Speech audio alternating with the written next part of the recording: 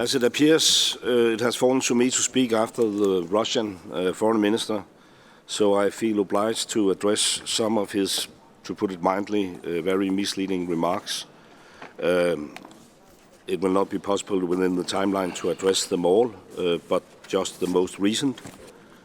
Prior to Russia's invasion of Ukraine on 24 February 2022, intense outreach to Russia was undertaken. Multiple rounds of talks were held. Russia chose to end those. And however, we will not compromise on the core principles of the European Security Order or allow Russia to deny Ukraine the right to make its own independent foreign and security policy choices, principles that Russia itself has agreed to. We will not accept Russia's attempt to divide Europe into spheres of influence. Russia's actions are in breach of the rule-based international order, and Russia's attempts to blame others for its own choices are transparent. And that is why 141 countries voted in favor of the United Nations General Assembly resolution the 23rd February last year and demanded that Russia, I quote, immediately, completely and unconditionally withdraw all its military forces from the territory of Ukraine. Unfortunately, the minister has now left the room. So much for the dialogue. I really regret that he didn't stay and listen to my friend Xavier better when he made his intervention. I could echo that one. I'm born and raised in the shadow of the Berlin Wall. My first international political meeting was in Russia in '85, attending an international youth festival. As many of you, I felt the sense of optimism when Euro emerged. I hosted Putin in Copenhagen. We inaugurated a Danish-Russia business forum. We spent a night together in Tivoli. And I truly believed at that moment that Russia would be a country which we could cooperate with. So this is not just politics. It also, on a personal note, a feeling of being very, very, very disappointed. Yeah. And then, Mr. Chair, just to continue what I had prepared, it goes down the same line. Last year, a dark shadow fell on the OSCE area, on the promises we have given each other as members of this organization.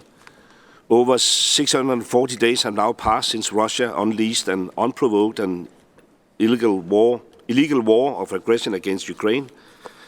This is a brutal assault of the UN Charter and the OSCE commitments. Russia's actions undermine international security and they cause immense human suffering. The Danish government has said it countless times before, but let me repeat it once again in this room today.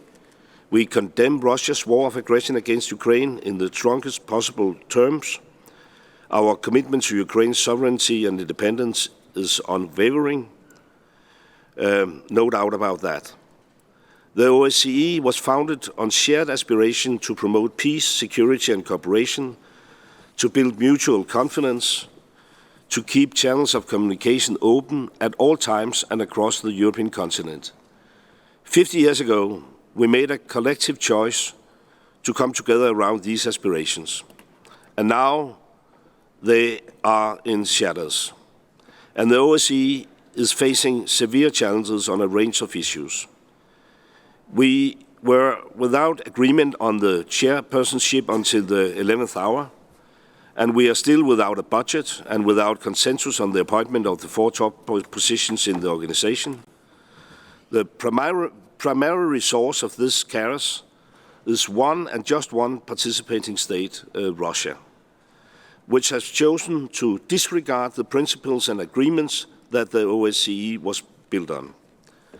Mr. Chair, since last year's Ministerial Council, Russia has withdrawn from the Treaty of Conventional Armed Forces in Europe.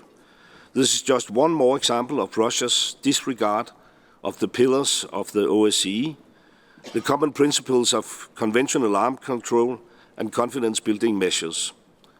Following Russia's withdrawal, Denmark has decided to suspend its participation in the CFE treaty. However, it remains our hope that developments will allow for return to the treaty at a later point. Denmark remains committed to the principle of effective conventional arms control as a key element of Euro-Atlantic security. And we commend the OSCE autonomous institutions and their leaders for their efforts to promote and protect democracy, human rights and the rule of law in our region. Your work, mandates and institutional independence is essential, not only when it comes to security, but also on fundamental rights. The right to live in peace, the right to free and fair elections, the right to freedom of expression. The security crisis we are witnessing right now is just as much a crisis of human rights. As aptly put by the North Macedonian chairpersonship, it's about people.